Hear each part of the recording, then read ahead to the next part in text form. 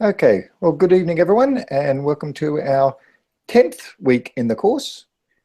And this week, we're looking in particular at educational policy documents and the development of policies and things of that nature, particularly the analysis of policies, because part of your processes in this course and your second assignment is to develop a vision for your educational institution or organization or classroom or whatever scale you're doing it at.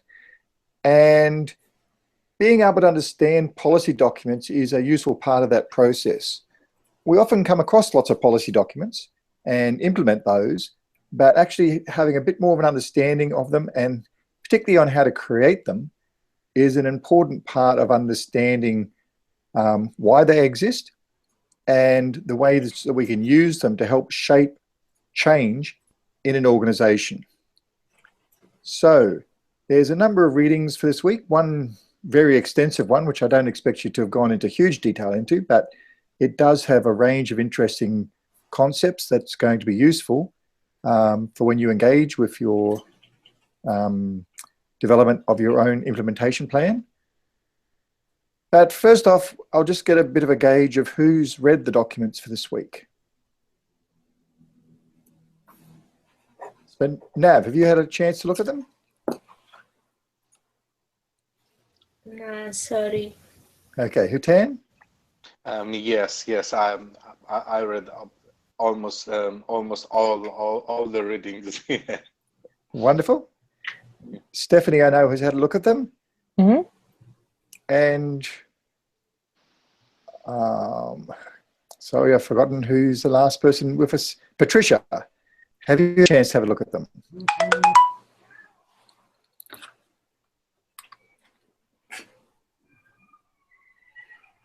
Okay, Patricia, you're still muted, but we also have Beth joining us. Welcome, Beth. Hello. Good evening.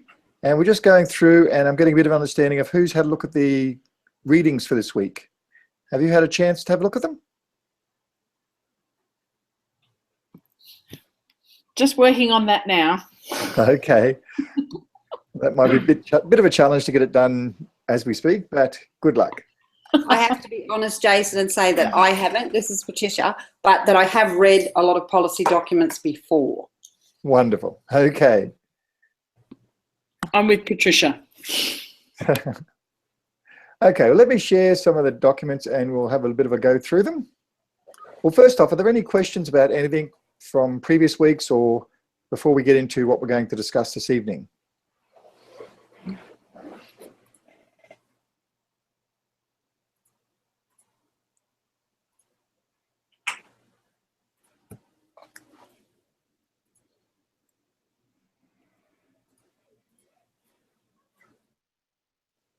Okay, so I'm guessing that's a no.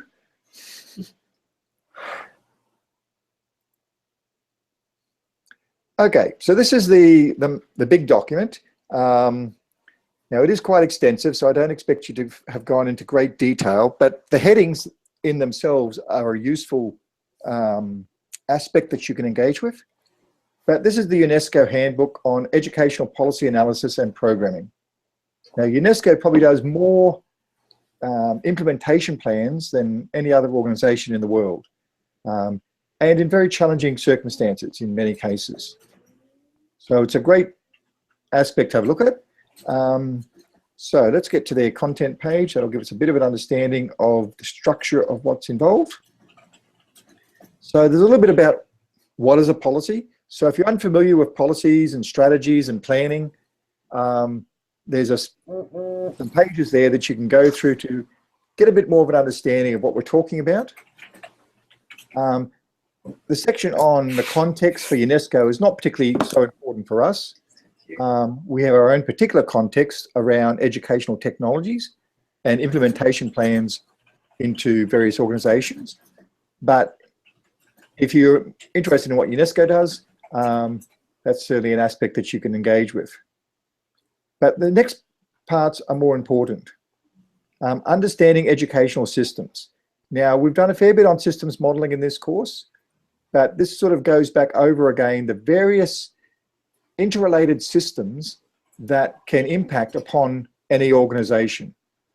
And they look at some major sort of themes around the different analytical dimensions of the educational system, the subsectors or the subsystems within an organization, and various themes that cut across those smaller systems. So one thing we've talked a bit about is management and leadership of organizations. So if that's an aspect that you're looking at, there's a section there related to that. The issues we've discussed around access and equity, around resourcing and students having access to technology, that's certainly an important element. The quality of the experience, or in our case, the learning and other users, how to actually pay for it all is a very important aspect. And increasingly, as we go through the last few weeks, the monitoring and evaluation of any plan that you decide upon, how we're going to actually tell whether or not it works or not. And more importantly, how can we tell as we go so that we can make changes as needed as the implementation rolls out. Then we've got the various subsectors, which you're all fairly familiar with, but you can read into those. And the themes that cut across. So various aspects around teachers, in terms of what we can expect teachers to do or can't do. Place around, for example, teacher use of the internet or social media. There's a range of different aspects there. There's a whole lot of themes around gender, particularly with digital technologies. There's quite a significant gap in student engagement with digital technologies, particularly after the beginning of high school. How we can sustain our processes. Thankfully, we don't need to worry too much about transmittable diseases. But then there are also some aspects, particularly around ICTs and information management. And we talked a bit about that when we looked at our learning management systems and learning analytics and those elements. So that's just a brief overview before we get into some of the aspects. But does anyone have any questions about any of those elements before we start delving into it?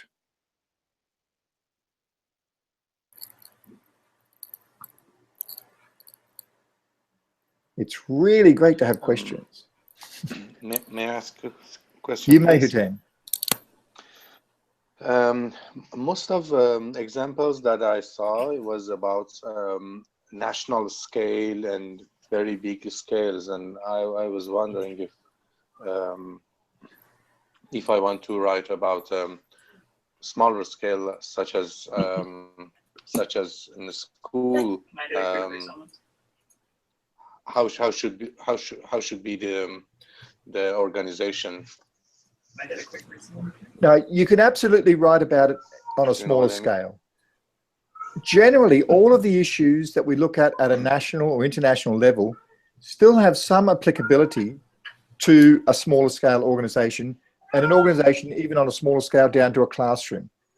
Or probably the smallest scale would be a teacher and a student. So if you look at the themes and the concepts that are being explored at a national level, and think about how they might relate to your classroom. You still have policies and strategies and planning in a classroom environment. You may do them on a smaller scale, certainly, and they may have a much quicker time frame, but the concepts should, in the main, still be relatable. And we'll talk a bit about that as we go through. But yes, you can certainly do things at a classroom scale. But if you've got questions about how to do that, raise them as we go through, and we'll try and give you some suggestions and ways forward in that respect. Okay, so the nature of educational policies is that the policy informs a strategy, and the strategy informs planning. Policies are really just high-level guidance for the development of particular approaches or strategies. and strategies provide some guidance towards implementation plans. Now, you're going to be just working on an implementation plan for your assignment. You don't have to come up with an overarching strategy or policy, but you'll probably be subject to certain policies and strategies unless you're at a very highest level, because the organizations above the level that you're working at will have certain policies and strategies that they're trying to implement. So if you're in a department for schools, there'll be certain policies that guide use of the internet, or procurement policies around equipment purchasing, or maybe educational policies around particular pedagogical approaches or initiatives. And even within independent schools, those still exist. Even if they're not written down, there'll still be certain expectations and policy-like processes that will guide the strategies and decision-making that is involved in an implementation plan.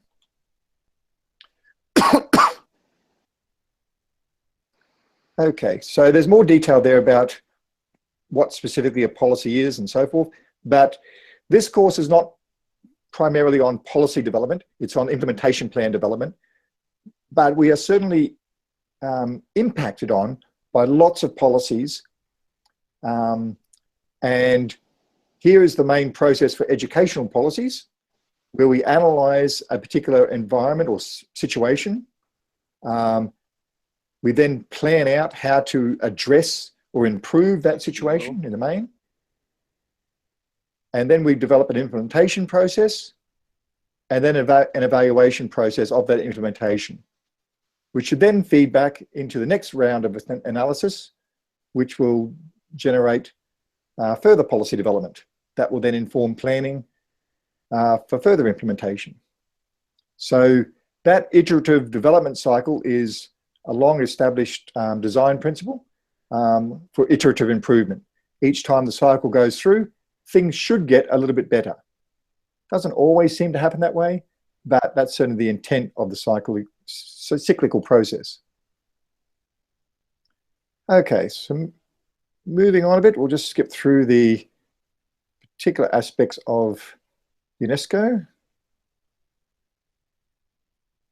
Okay, back to educational systems. As we've explored before, there's a whole range of interrelated systems involved in any environment, but particularly educational environments that we look at. And in this case, the UNESCO document has set them out in three-dimensional model. So you've got your basic sectors, primary, secondary, and tertiary. You've got the type of learning environments, formal, non-formal, and informal. And then you've got the, what they're calling here analytical dimensions, but they're the different sections of policy development around access to resources, the quality of the educational processes, and how those things are managed. And they've managed to put across also a fourth dimension in their three-dimensional diagram of cross-cutting issues, where you've got various things that go across all of those other elements.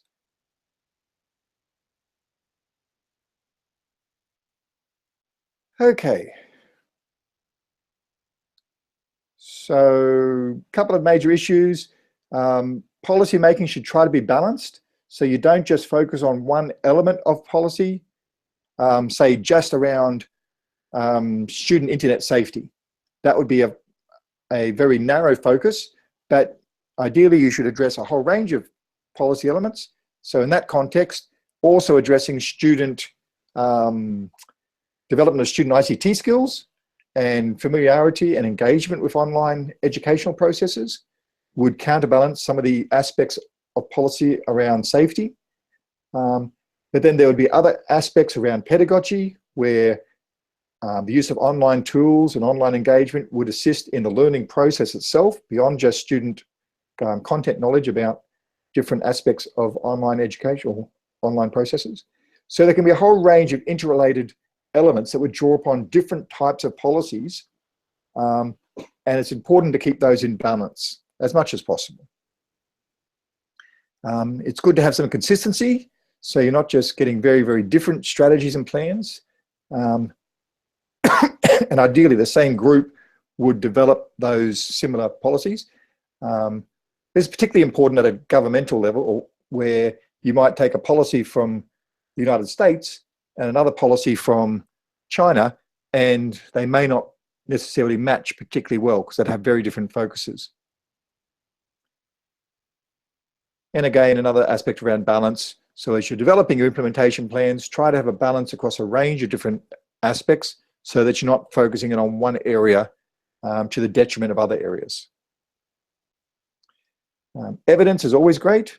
If you can implement your policies drawing upon evidence, and your first assignment can be partly used to assist in that, where you've gathered the opinions of experts and tried to develop a consensus model around that. But ideally, if you're going to decide to implement a particular approach, if you can find some research to back that approach, that's stronger than just relying upon a consensus model, and certainly stronger than just relying upon your own opinion. So while I won't be really too harsh on you in that respect, as you develop implementation plans, the more you can gather evidence to support your proposed processes, the more likely it will be to gain stakeholder engagement.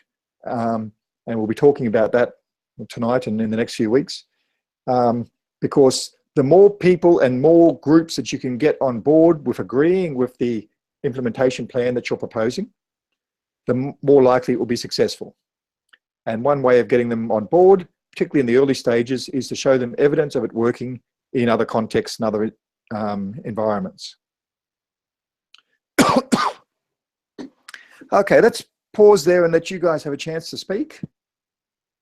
So who's had some engagement with policy documents to date?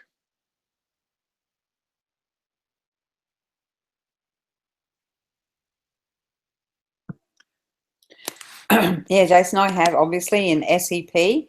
When I came to my current school, I actually began the program.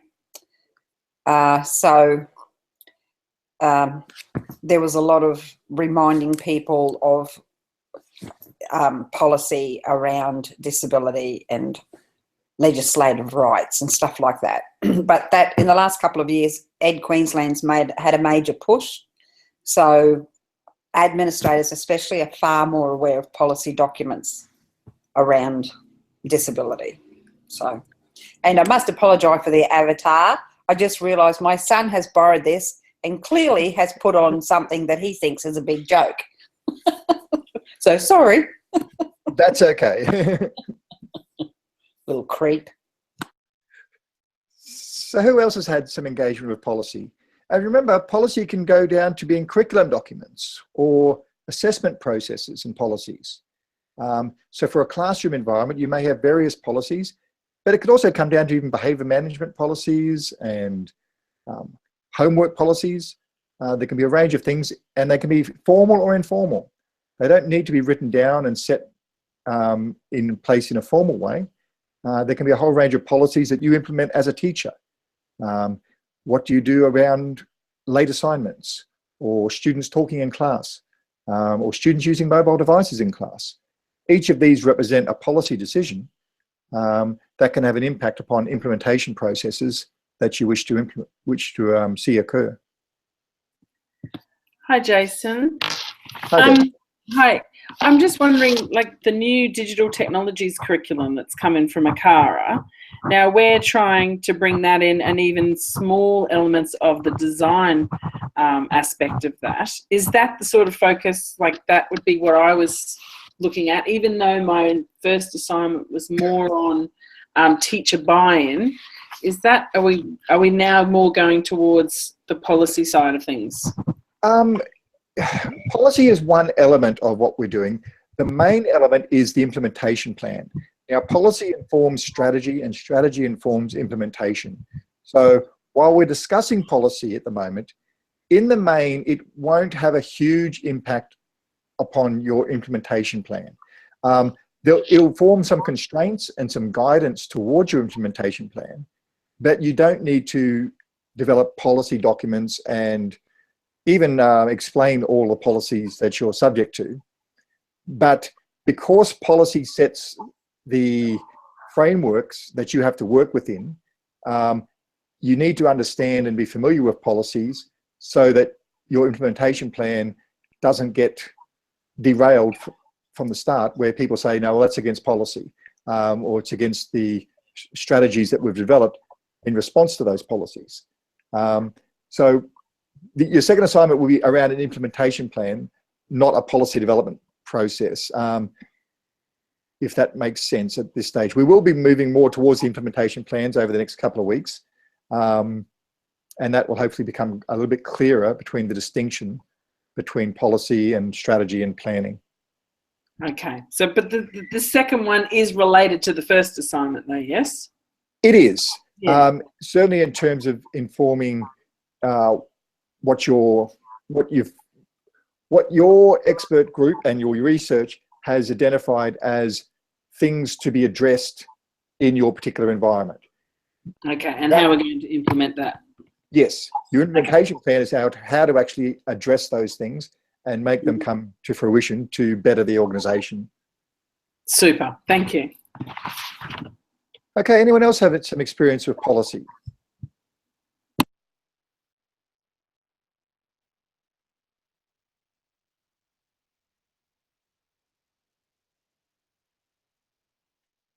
Okay, I'll let you off the hook and we'll move on.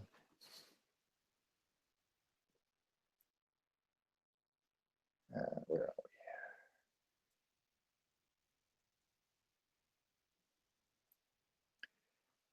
Okay, so the UNESCO document uses quite a range of analytical dimensions, which are really just issues and considerations that need to be addressed by policy.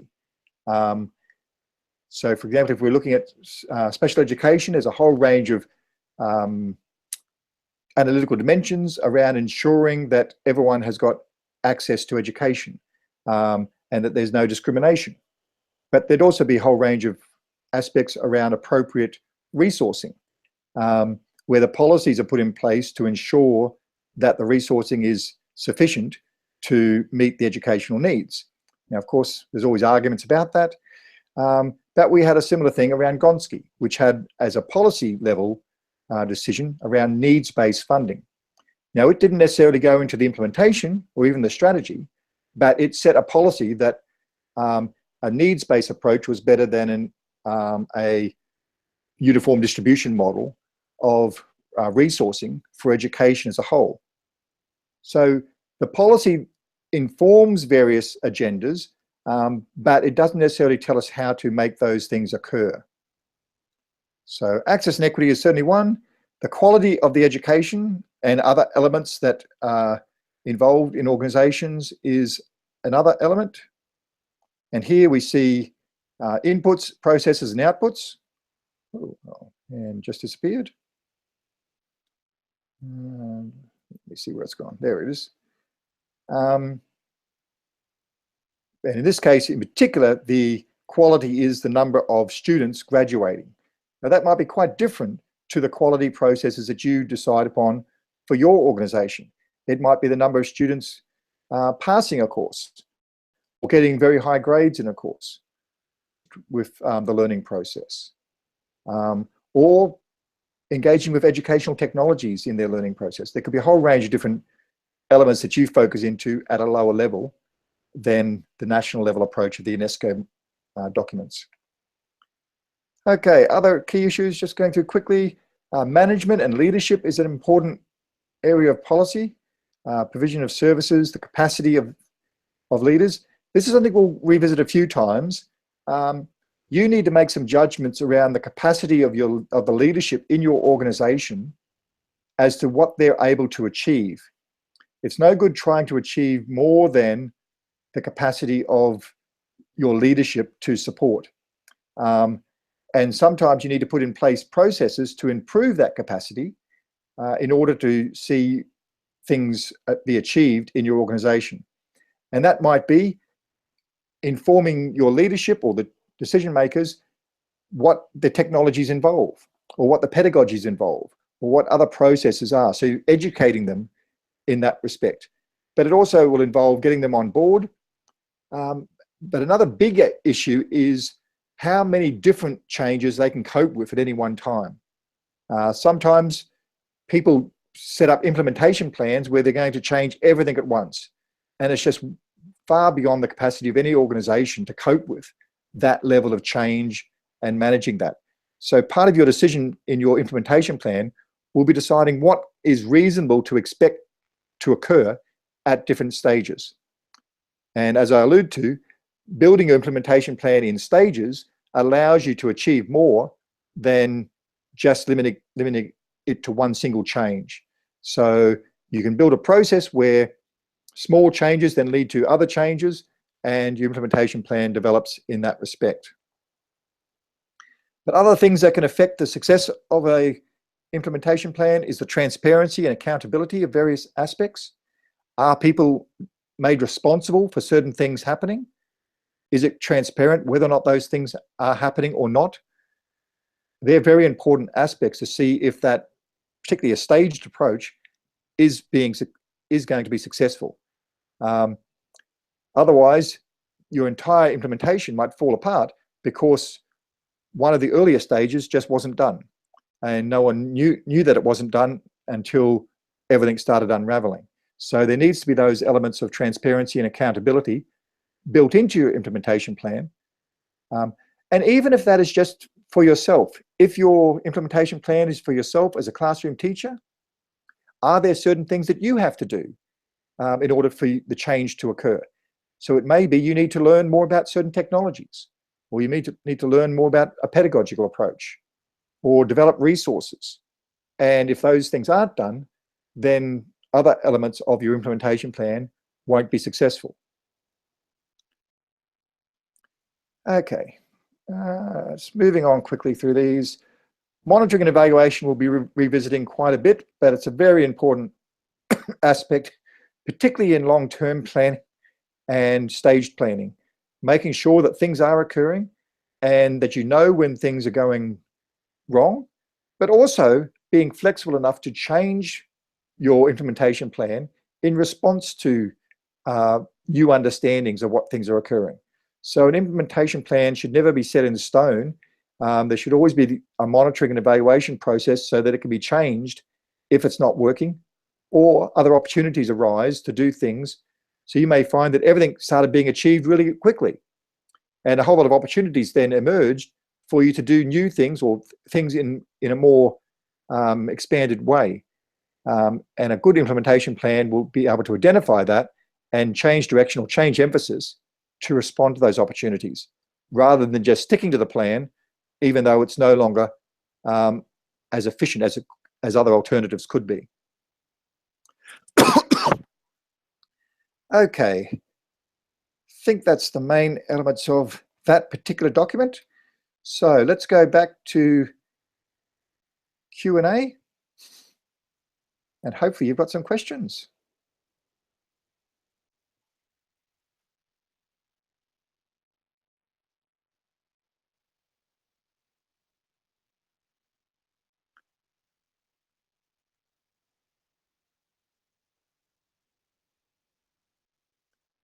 So now we have the uncomfortable pause why hopefully you're thinking of questions so that we resolve this uncomfortable pause.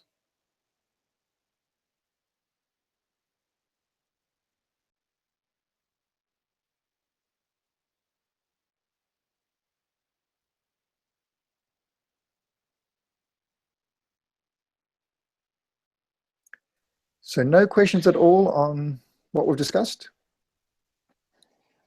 Hutan? Yeah, can I ask, may I ask some question? You may have. I want to know that how could we make the shall we make this the situation of flexibility, or we have to assume that our plan will go as we designed? Do you know what I mean? Especially when we have 1-year plan, 5 years, and 10 years.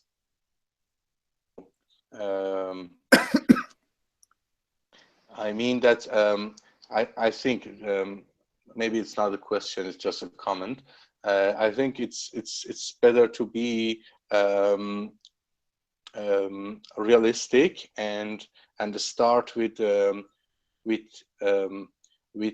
not very long step for first year, and then another step for 5 years period, and then the complete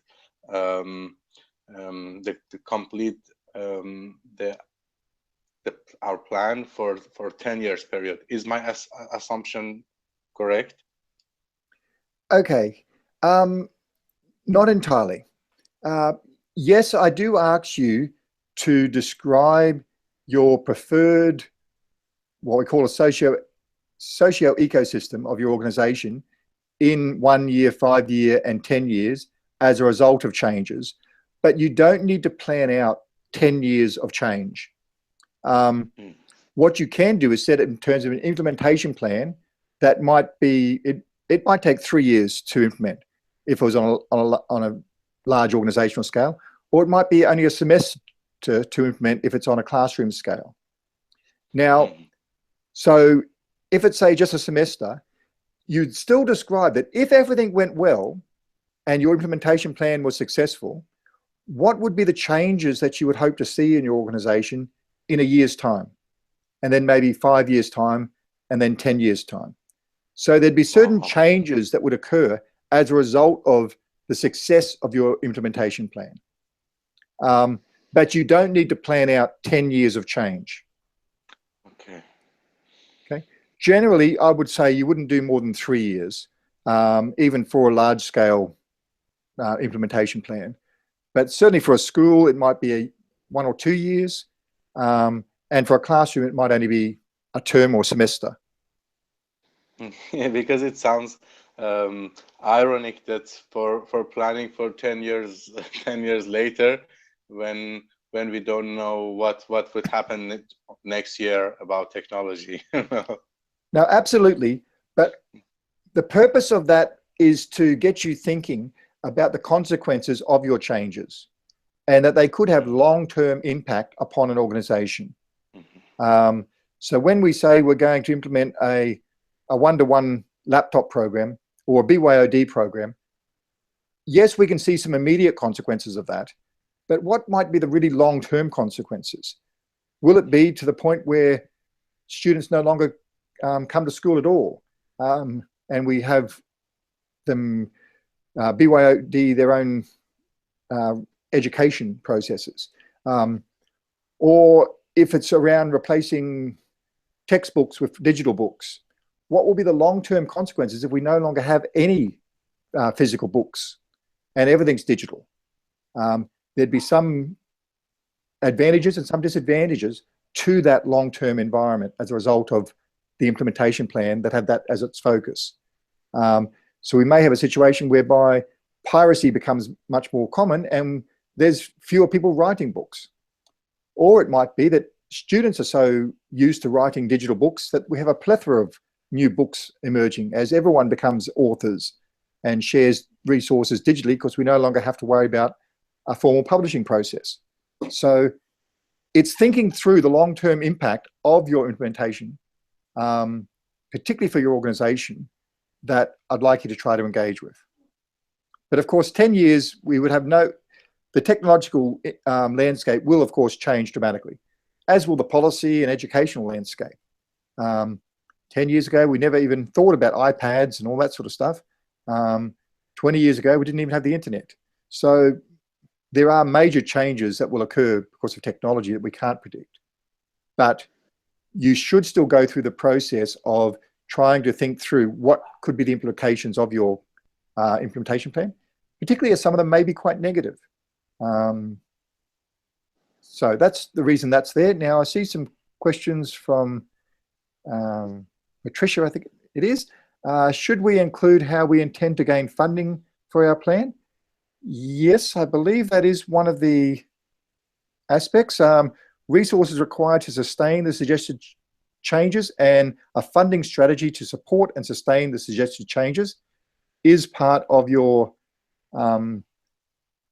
change management process. It's only a fairly minor part. You'll find it under .9 of the guidelines for the implementation plan. So there's a whole range of other elements that you think about there. So again, I'd like you to consider those, but because I'm not after a huge detail, and I certainly don't want to know the budgets of your organization or anything like that, it's really just talking in general terms how you might sustain and fund your implementation plans. Another question from Stephanie. We already have a one-to-one laptop program. Student interest seems to wane as they travel through the school. Okay, that's interesting. Often schools are having a transition process whereby they're moving from tablets to laptops in the senior school. That's a very common theme at the moment. But generally in the senior students tend to engage more with the laptop per se because of their more heavily involved assessment regime where they're doing more assignments. So it'd be good to hear a little bit, Stephanie, about why students might be disengaging from the laptop program as they progress through. Okay, in terms of not believing it is related to the cost, that's in the main, and I don't want to be judgmental, but it tends to be students not seeing the effectiveness of how the technological tools can be used. And if people aren't using them to their full potential, then certainly students and parents and other stakeholders have a valid argument that the technology is not worth the cost. But if they are being effectively used, they tend to be seen in a more positive light. But yes, if they're not being used, then they're absolutely correct. There is a question about their value. There's no point in spending lots of money on things that aren't used. But that really is often a process of teacher professional development and understanding of the potential of the technology to make them effectively useful. Yeah, Jason, if you don't mind, we recently, Absolutely. the school is confused too, I'm not, but why they have like 96% juniors, but 72% of seniors aren't, so why this has happened. And so for a month, we had to collect data on our house group kids, who brought them every day and who didn't. So that's all they wanted. So naturally I put, the kids, I said, well, why? The 10 most common reasons, and then I collected data on that and put it in, and I was told I shouldn't have wasted my time because they're only interested in kids having them there every day. They're not, like, it just seems so stupid to me. Kids have valid reasons for not bringing them every day, and the main two were, one, I have no classes today that will use them, and two, I have nowhere to store it safely. They have to carry them. So, but the school doesn't seem to be interested in fixing the problem, just making another rule that kids have to bring them regardless. It's just stupid. Kids don't respond to that anymore.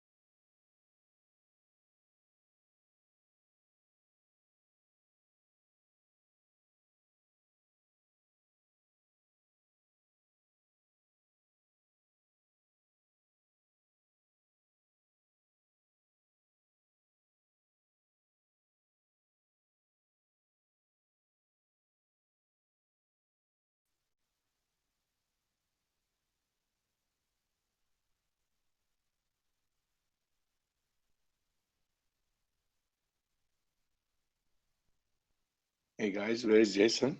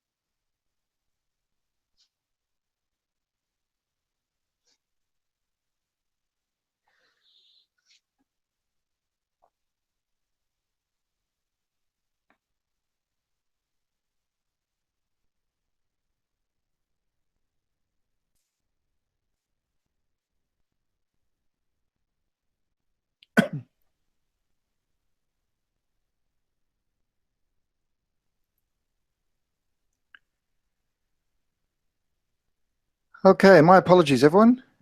Can you hear me? Yes, I can. Okay. Yes. Sorry, Stephanie, I could hear you. Just my screen froze and I couldn't do anything. I just wondered what the hell was smoking on that first flight. But was there anything after you finished your explanation? That was Patricia, not me. Oh, sorry, Patricia.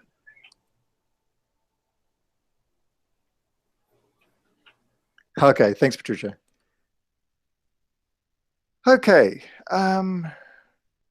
let's then move back to the next document that you'll find on in the course notes. And I'll just share that.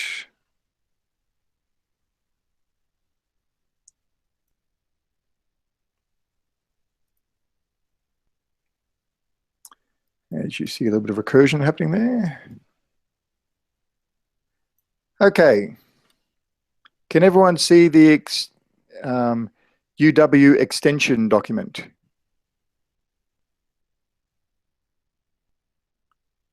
I'll just have to pop back to see if you can. No, I'm seeing a no. Okay, one sec. Let me separate that out.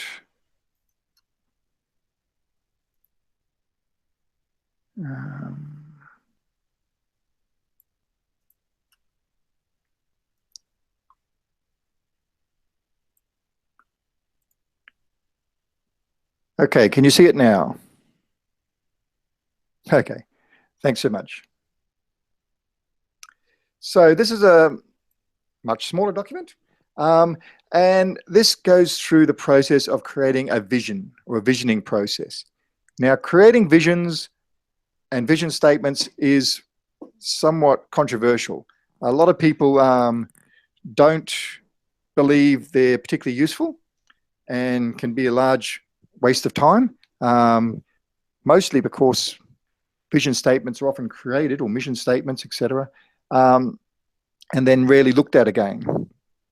But there has been quite a lot of research done in terms of effective organizational change, and in the main, creating a vision and having a shared vision that people engage with is one of the key indicators of success of an organizational change. So while I've been in many vision and mission creation processes, and personally I've rarely seen them lead to significant fruition, I do still value them in the process, if not the actual product. They are certainly a very useful tool to go through, particularly to get engagement of all the stakeholders involved in an organization. If they're part of setting the vision of the organization, then they're much more likely to be part of any processes that are then determined to achieve that vision.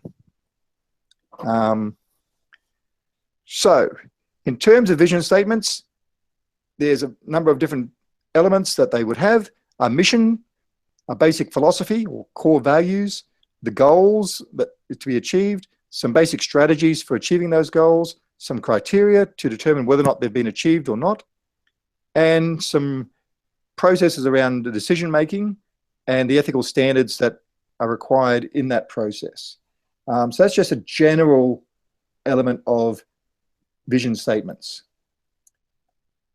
So has anyone actually been through a process of creating a vision statement for an organization?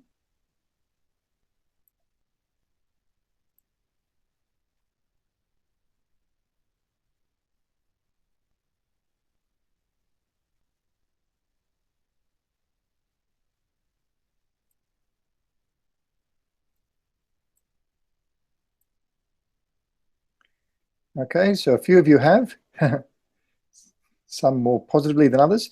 Now, for your assignment, you will have to create a vision that you have for your organization, a relatively brief one, and I ask you to do it around 3 main areas.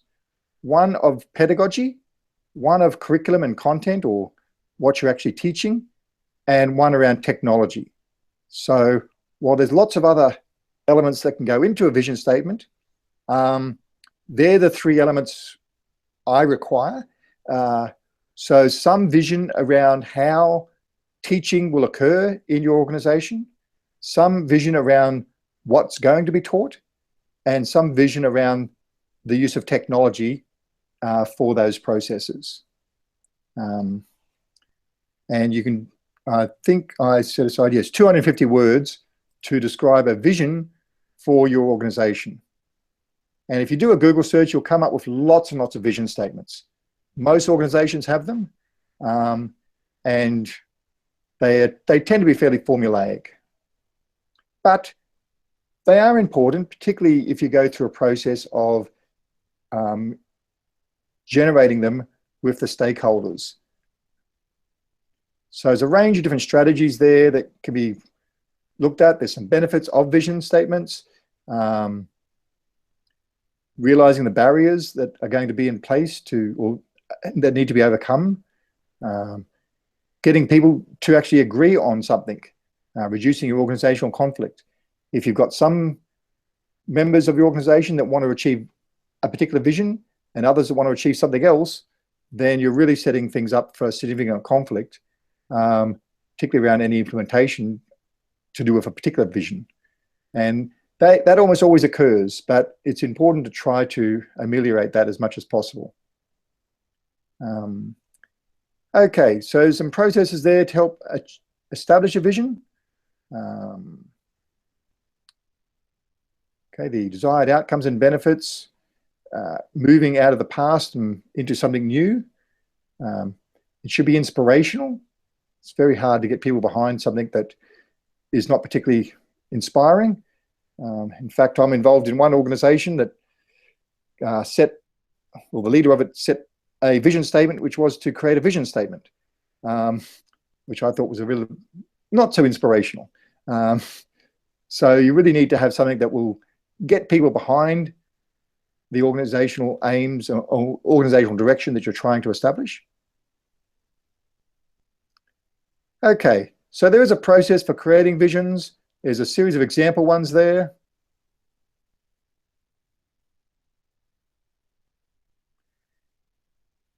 Now, for your assignment, you can do it just on your own. You're not expected to do a collective process for your vision statement, but just keep in mind that if you were doing this for a real organizational change process, that you would involve other stakeholders, certainly if you want it to be successful. And there's some references there that you can utilize. Okay, so any questions around vision statements?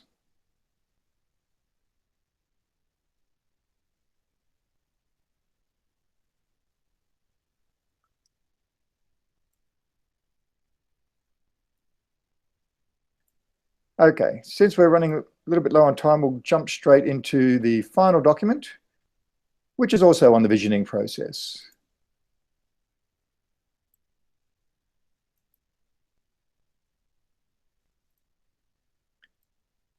Okay, so this one goes into things in a little bit more detail, but it is directly related to schools, while the other one was a more generic visioning process. So again, getting the views of your stakeholders so that you understand what they would like to see achieved. Having them participate in the visioning process is very, very important. And here, getting the parents' views, wider input from other organisations and systems. And really, you can use your system modelling to identify the stakeholders.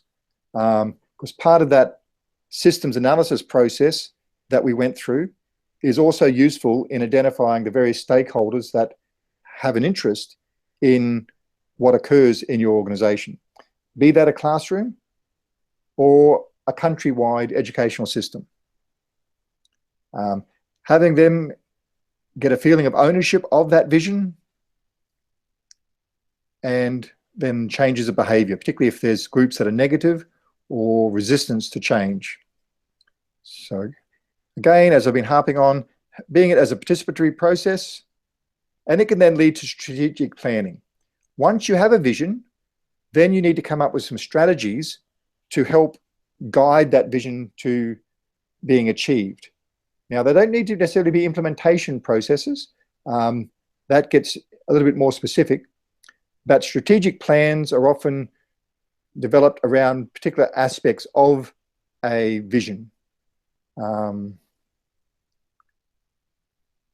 Particularly around the allocation of resources and of developing groups that will take responsibility for different aspects of a strategy, and a whole other aspect. I don't want to go too much into strategic planning because implementation is really what we want to achieve, but the main aspect is around setting goals, because the goals will then directly define what you need to have your implementation plan address. So there's a range of possible goals there, or elements of goal setting. And you can read through and identify some of those that you would include. So then we come down to long-term planning versus short-term planning, and some various processes you can incorporate.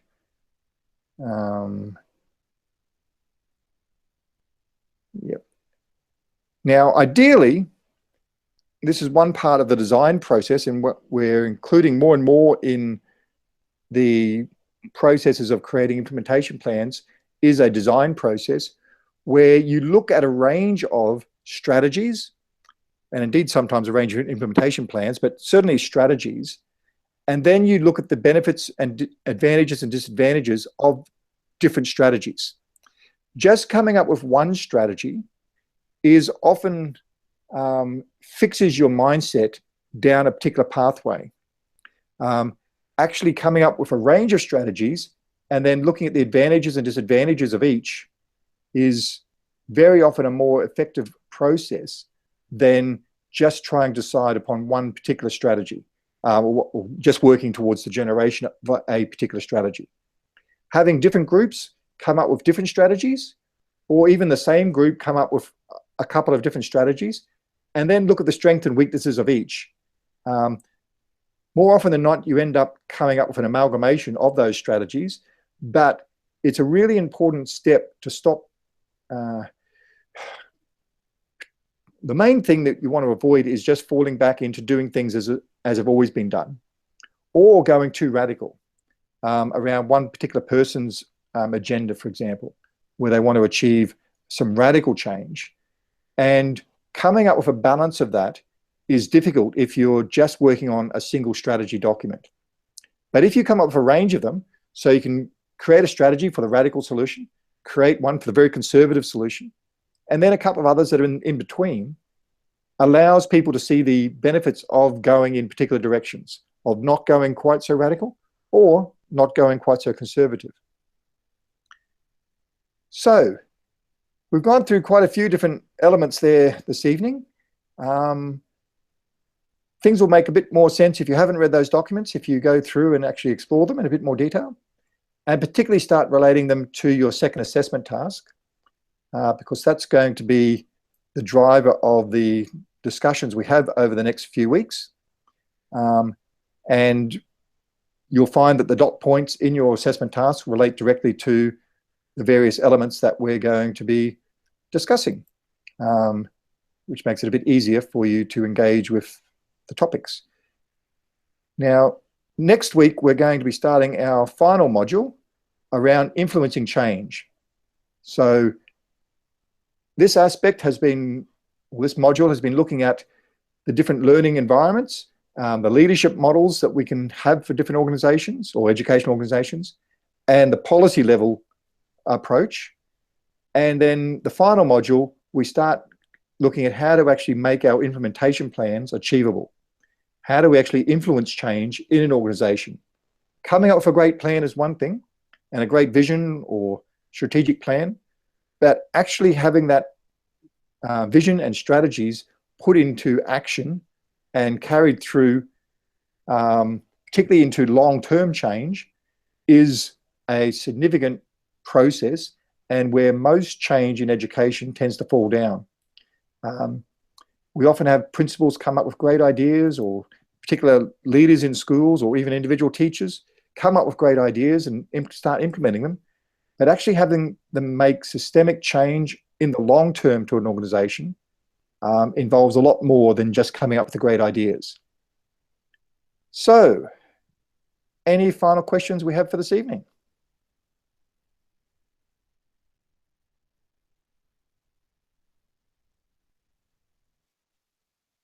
May I ask a question, please? Yes, Hotan. I still don't understand that. How could we show this flexibility? How could we show that if this plan doesn't go well, we will change it or we will moderate it? Do you know what I mean? Okay. Part of that in your, I'm just looking at the assessment document. If you want to build in what are called contingencies, you can go to the level of detail of saying, okay, if this occurs, then we'll do this. But if it doesn't occur, then we'll do an alternative. Now, I don't require you to go to that level of detail, but a lot of implementation plans do allow that sort of branching approach, taking into account that we can't always predict what's going to be successful or not, and we still want the plan to be flexible enough to respond to various elements of it being successful or not. In the main, however, you can make the assumption that your the things that you're proposing are successful. So you don't have to, in your planning document, just stick to things that you know will occur. You can be aspirational, and you can put in place strategies that you are hopeful will be achieved without being certain that they will. The reality is that any organization shouldn't rely upon any planning to last beyond a year. It's really the planning process that's important, and generally, certainly the evaluation process that you'll build into your plans should be part of that. But the reality is, if things don't work out, then you start on a new implementation plan, and you might have to look back at your strategies or strategic planning, and you might even have to look at your vision. Is your vision not matching what is achievable within the organization? So don't be constrained or too concerned that things may not work out exactly as you're hoping they will in your planning. You can make some assumptions that what you're planning will be successful, and you can build upon that in your various stages of your implementation plan. Does that assist? Yes, but I'm still not sure that if we have to consider the next scenario or second plan, that if it doesn't go well, we will have second plan, or it's not necessary. No, you don't need to come up with alternative plans. Just one implementation plan, but a good implementation plan will have stages. So you might because it's very difficult to achieve most visions 100%. in one step. So generally there'll be a number of steps that need to be achieved in order to build towards your vision. But you don't have to build in contingencies if a particular stage isn't achieved. It's certainly something you should consider, but I don't want you to go to that level of processing. Very few implementation plans look at all the possible eventualities and have different planning processes for all of those. Sometimes happens in military planning that I've been involved in, but for normal business and organizational planning, if things don't work out, then you start again and you come up with a new implementation plan if things haven't achieved, and you don't have to worry about doing that. Okay, thank you. Okay. Any other questions before we finish up?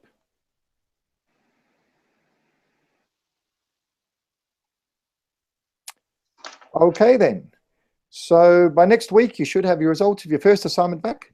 So hopefully that'll generate some discussion, for better or for worse. But no, they're looking quite good at this stage.